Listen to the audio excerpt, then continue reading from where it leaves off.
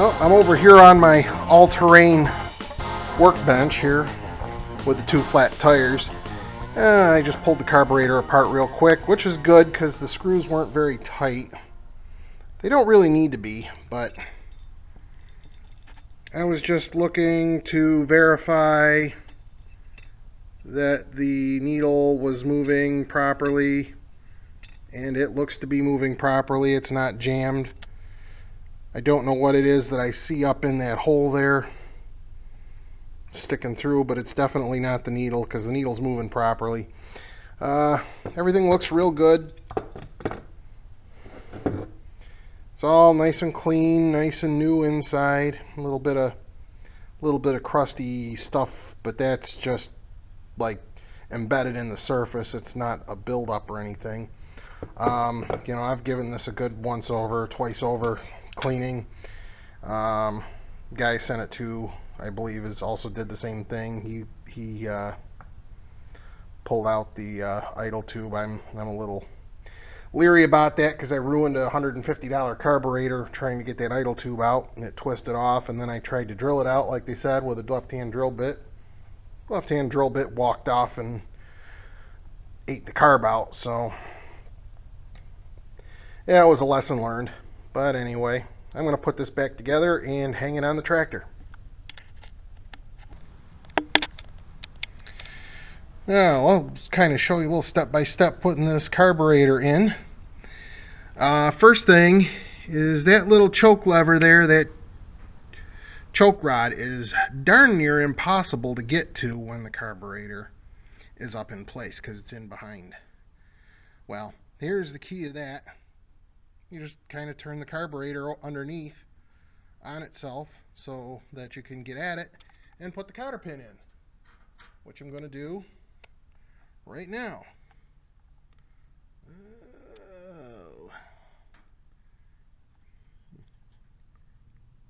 I'll do this while looking through the camera, while not looking through the camera. Come on, you dirty bastard. All right.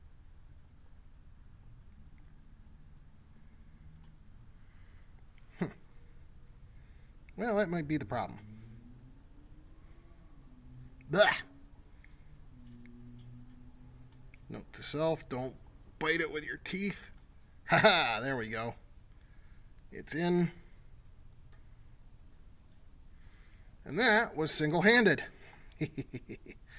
Alright, the next thing is the throttle linkage, which you can also get at by just swinging the carburetor up and dropping it in like this.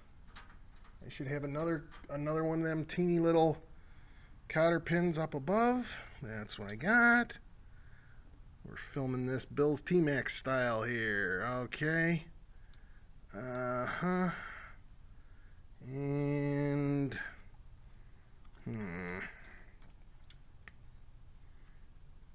okay, come on, you little bugger. Come on. I'm absolutely failing at filming this because I'm trying to look over the camera. Okay, what have I got?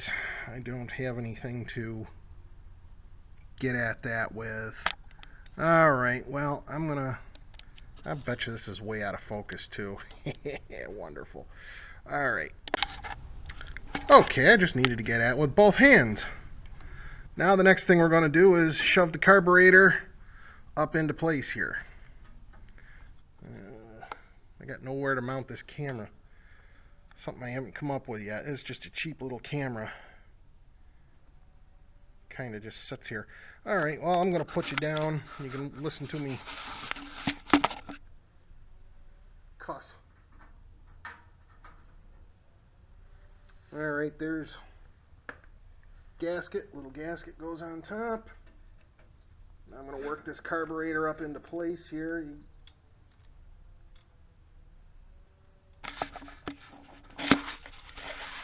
See, the challenge is going to be getting the air cleaner hose and the bolts and everything in place, so nope, can't do it like that. I need a GoPro.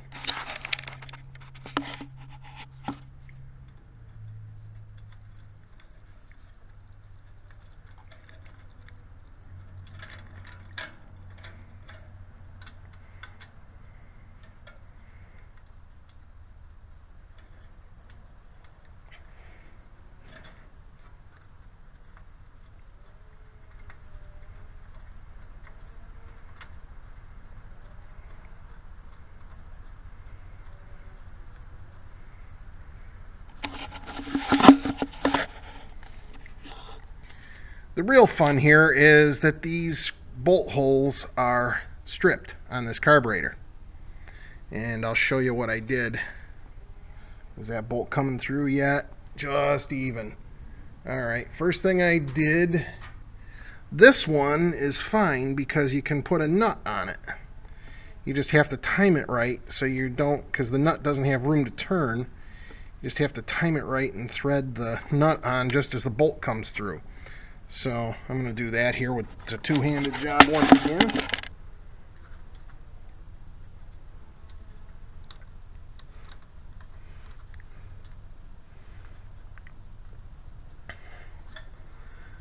Two hands and a wrench, looks like.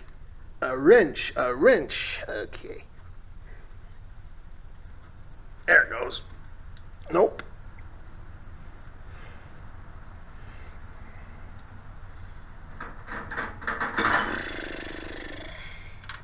Nope. Let's see, what have I got?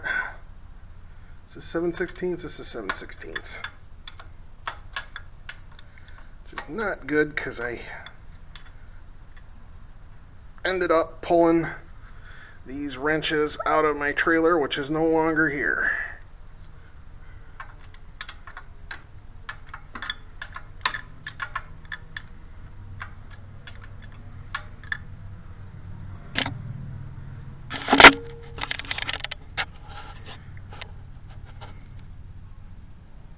Alright, you can see the nut right there. And then we tighten the bolt down. And the carburetor starts to come up into place.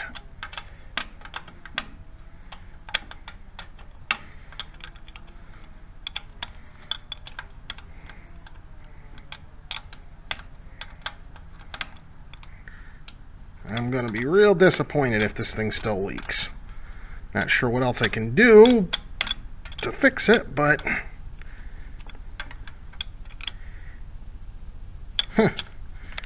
beautiful camera work.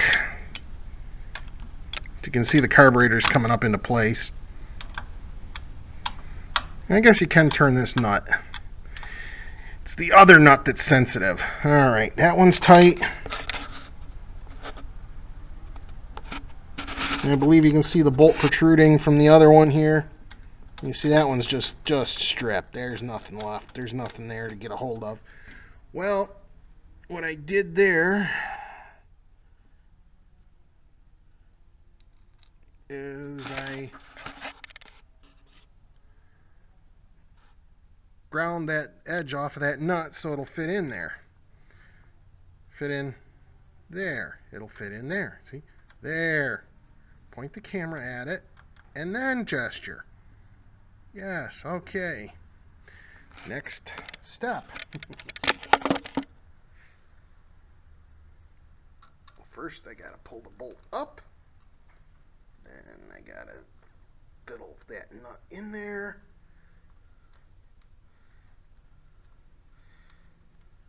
And I think I got it. Yep, I got it. And once again,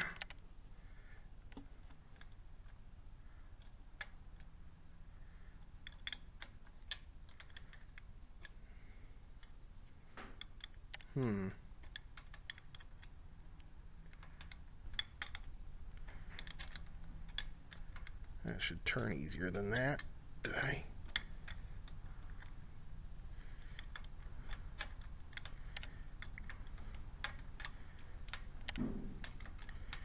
It should turn easier than that, but conversely, I don't want it to come loose, so I guess I'm not too terribly worried.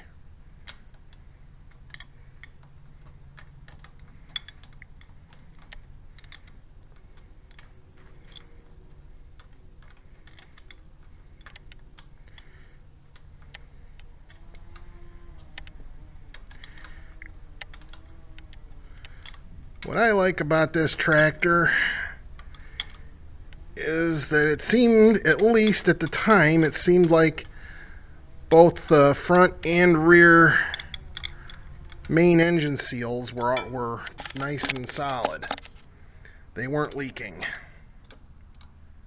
If it turns out they are leaking, they will be the next guy's problem. But I don't see anything other than the normal goop in there. And all this wetness on here, that's all from the touch control. Because I think the touch control leaks like a sieve. But again, that's $100 and some odd for a rekit or rebuild kit, I think. And it's something I don't want to deal with. I'm gonna let the next guy deal with it. And there's the leaky cutoff valve with some 4-month gasoline in it. My rewiring job floating around in there. Now the next thing I got to do is hook up this fuel line. There's the ferrule. Now which side does the... Oh boy. Yeah, you see the ferrule has got a ridge on it now. Got to figure out which side this fits on. It fits on that side. Okay. Alright, so the ferrule goes on. Maybe. What the hell? I don't think I have any more ferrules. Alright, there's another two-handed job here trying to shove this ferrule onto the end of the tube. Oh, this is just wonderful. Wonderful. Wonderful.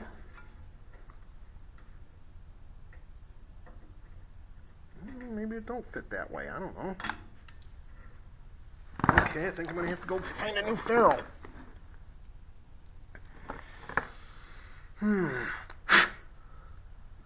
Just dropped this one in the dirt. I don't know how the heck it came off the tube because it won't go back on the tube.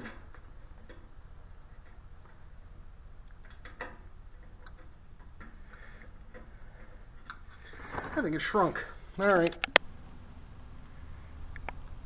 Well, I got it back in. Got all the bolts tight.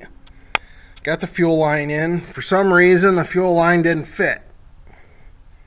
So I had to mangle it and mishmash it around. There. And get that in. Air cleaner. Good enough. I don't know. Things are a little iffy on this tractor and certain things. But I got airspace here. There's no contact. It was rubbing on it at some point through there. But yeah, this is, I think, okay. This is not a standard drain on this carburetor. I'm gonna move my generator out from underneath. Ugh. Okay. Yeah, what are the odds? What are the odds? Probably pretty slim. Crud, I can't get there from here. I'm gonna go back around the other side. Probably isn't even enough fuel left in it to bother with. Put that out over here.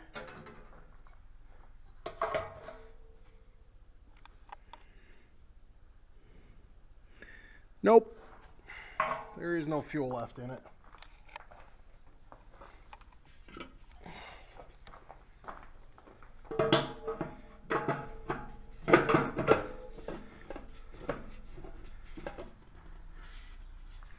Not that it really makes a whole heck of a lot of difference pouring fuel into this thing, but I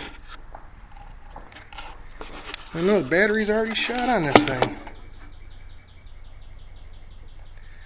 Yeah, but I'm going to try to put some gas in it.